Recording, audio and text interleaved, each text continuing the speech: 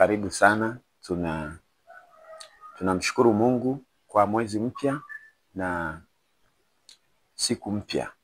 Tunalibariki jina lake. Tunaendelea kujifunza na kupata maarifa ya kimungu, ya kibiblia, ili tuweze kusonga mbele na kufanya vizuri katika maisha yetu.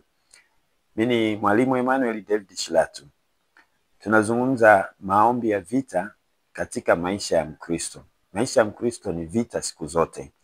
Na tunajifunza kupitia maisha ya watu wengine. Leo tutamwangalia Mtume Paulo. Mtume Paulo katika Biblia, Wakorintho wa kwanza sura ya 16. Yeye alikabiliana na upinzani wa hatima ya maisha yake. Alikabiliana na kila ambacho Mungu ameweka ndani yake. Kila ambacho Mungu alikusudia kiwe katika maisha yake. Alikusudiwa mafanikio makubwa sana. Alikusudiwa ustawi mkubwa sana. Alikusudiwa kuwa msaada kwa watu wengi sana duniani. Na alianza kutembea katika hiyo njia, na alifika mahali akawa msomi mkubwa, mwanasheria. Lakini anasema yeye mwenyewe katika hiki kitabu cha Wakorintho wa kwanza sura ya 16 mstari wa 9. Ili alilolisema ndilo somo letu tutalizingatia. Na tukilizingatia na sisi tutafanya vizuri sana. Anasema hivi: kwa maana nimefunguliwa mlango mkubwa wa kufaa sana. Kwa maana nimefunguliwa mlango mkubwa wa kufaa sana, na wako wengi wanipingao. Na wako wengi wanipingao. Hii sentence ni muhimu sana, kwamba I am sure there is a large open door ahead of me, health wise, financially, economically, relationship wise and many more. Anachosema ni kwamba kwenye upande wa afya kuna mlango mpana wa kufaa, mkubwa wa kufaa. Kwenye uchumi kuna mlango mkubwa wa kufaa. Kwenye fedha, kushika fedha, kuna mlango mkubwa wa kufaa. Kwenye upande wa familia, ndoa, kuna mlango mkubwa wa kufaa. Na elimu, kuna mlango mkubwa wa kufaa. Yeye alisoma hata akawa mwanasheria aliyebobea, aliyefanya afanikiwa sana. Kwa hiyo lakini akagundua kuna wengi wampingao. Upinzani ni mkubwa. Upinzani upo. Sasa leo tunachotaka kujifunza na kuona na kugundua kwamba hakuna ambaye yeye hana hili tatizo, hana hii changamoto ya kuwa na vizuizi. Vizuizi vipo. Vikwazo vipo. Wivu upo. Uhasama upo. Chuki ipo. Kunyamazishwa kupo. Kuzuiwa kupo. Kutosogea kupo. Na inahitaji wewe uwe tayari.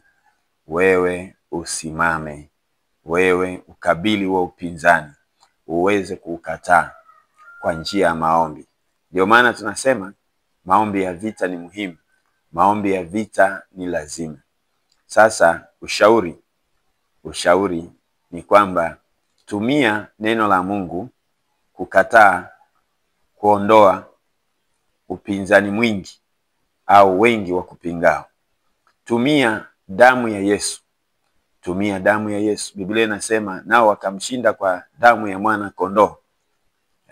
Tumia damu ya mwana kondoo kuzuia, kuondoa, kuweza kuvuka kwenye upinzani.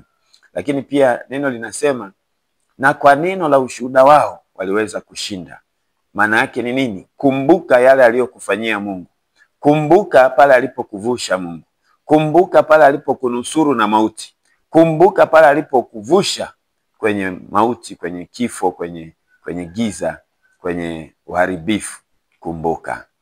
Mungu aweze kukusaidia, aweze kukutunza, aweze kukuvusha katika kila hali ambayo inaweza kukukabili, inawezekana iko mbele yako.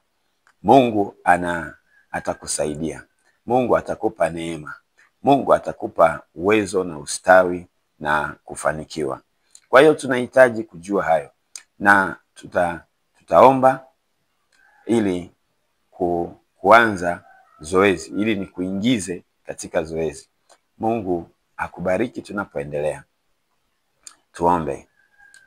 Baba, katika jina la Yesu Kristo, mfalme wa wafalme, Mungu wa uweza wote, wewe ni ngao na kimbilio. Kila ajaye kwako umesema hutamwacha.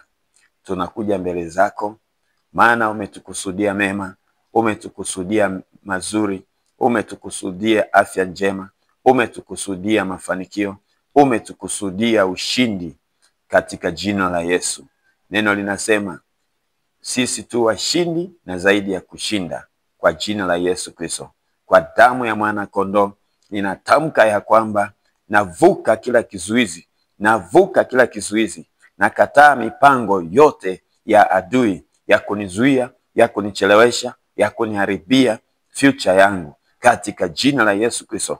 Naita damu ya Yesu, naita damu ya Yesu, damu ya mwana kondoo wa Mungu aichukue dhambi ya ulimwengu, kuingilia kati katika maisha yangu, katika huduma yangu, katika kazi yangu, katika biashara yangu, katika njia yangu. Kwa jina la Yesu Kristo ninakataa kila upinzani, ninaondoa kila upinzani katika jina la Yesu Kristo wa Nazareti. Baba, ninakushukuru, ninakutukuza. Pokea sifa. Asante kwa kuwa wewe ni Mungu na umetukusudia mema, na ushindi wetu umeandikwa katika jina la Yesu Kristo wa Nazareti. Amen. Mungu akubariki sana. Endelea kuomba, endelea kupigana vita mpaka ufike ng'ambo, mpaka uone kila ambacho Mungu amekusudia kinatokea. Asante sana. Tuonane katika kipindi kingine kama hiki.